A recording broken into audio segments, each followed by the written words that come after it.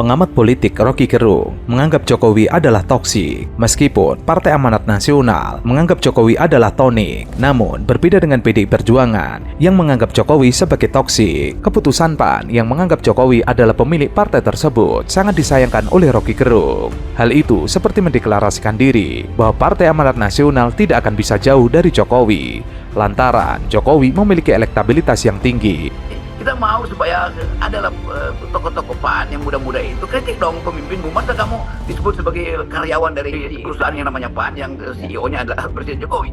Ini soal yang menyangkut mental pemimpin. Nah, kelihatan bahwa Zulkifli itu adalah dealer bukan leader.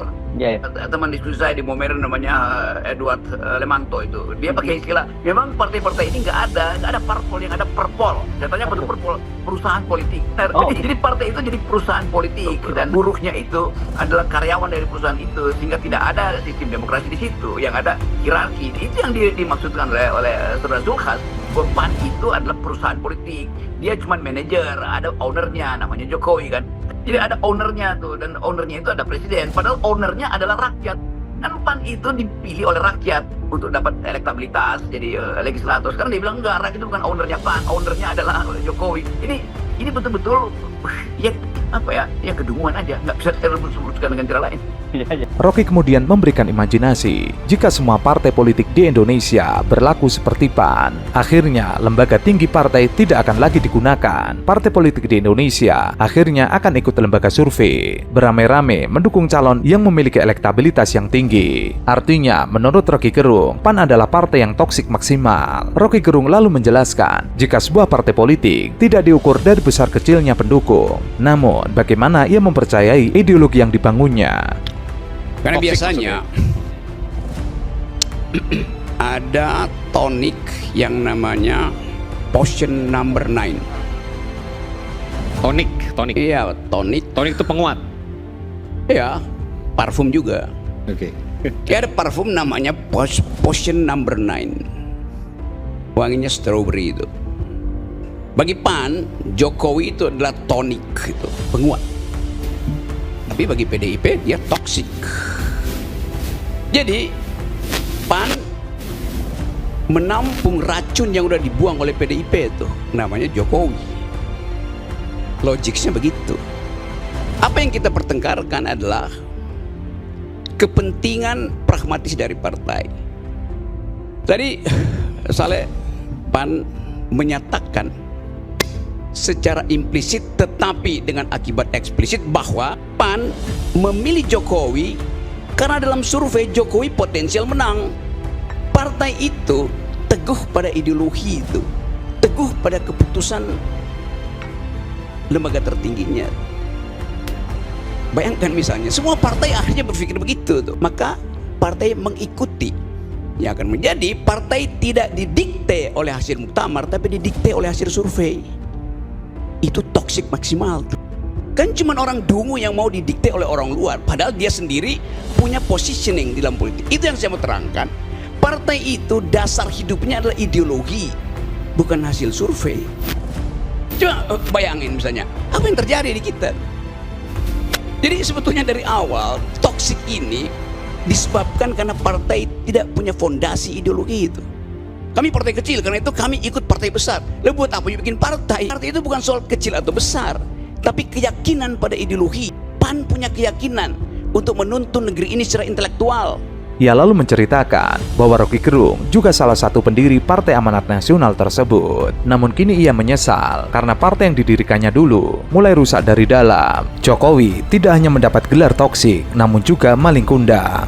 Maling kundang merupakan dongeng legenda dari Sumatera Barat yang mengisahkan anak laki-laki yang durhaka pada ibunya. Maling kundang sengaja menyakiti hati ibunya sehingga mendapat hukuman yang sangat berat sepanjang hidupnya. Jokowi dan keluarganya tercatat 7 kali mendapatkan tiket untuk maju dalam kontestasi wali kota, gubernur, dan presiden. Jokowi mendapatkan 5 tiket dengan rincian 2 tiket untuk menjadi wali kota Surakarta pada tahun 2005 dan 2010, 1 tiket untuk gubernur DKI Jakarta pada 2012, dan 2 tiket presiden pada tahun 2014 dan 2019, termasuk tiket bagi Gibran untuk menjadi wali kota Solo dan menantu Jokowi, Bobi Nasution, untuk menjadi wali kota Medan pada tahun 2020.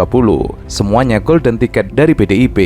Jokowi dan keluarganya meninggalkan PDIP sebagai partai yang membesarkannya dan berjasa besar, sehingga keluarga Jokowi mendapatkan jabatan eksekutif politik seperti wali kota, gubernur, dan presiden. Pemerintahan Pak Jokowi ini membawa pengaruh buruk terhadap Pak Jokowi. Kita akan ikut awasi ya.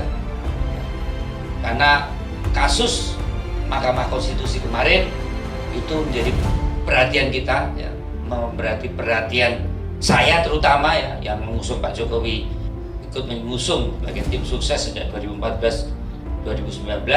Sangat disayangkan persepsi publik ada keterlibatan proses pengambilan keputusan yang dinilai itu tidak sesuai dengan standar-standar seperti yang disampaikan oleh beberapa kawan-kawan di media.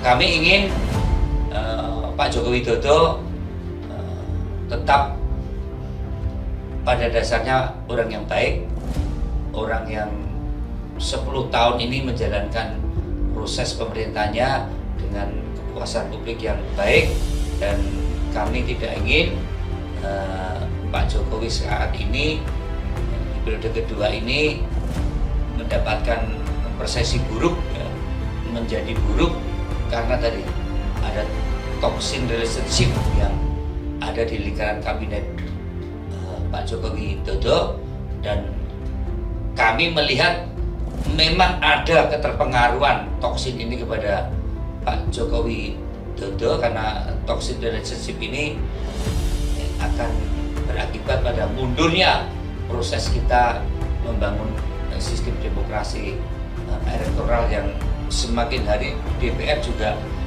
selalu memperbaiki proses undang-undang ini kan ada aksi refleksi.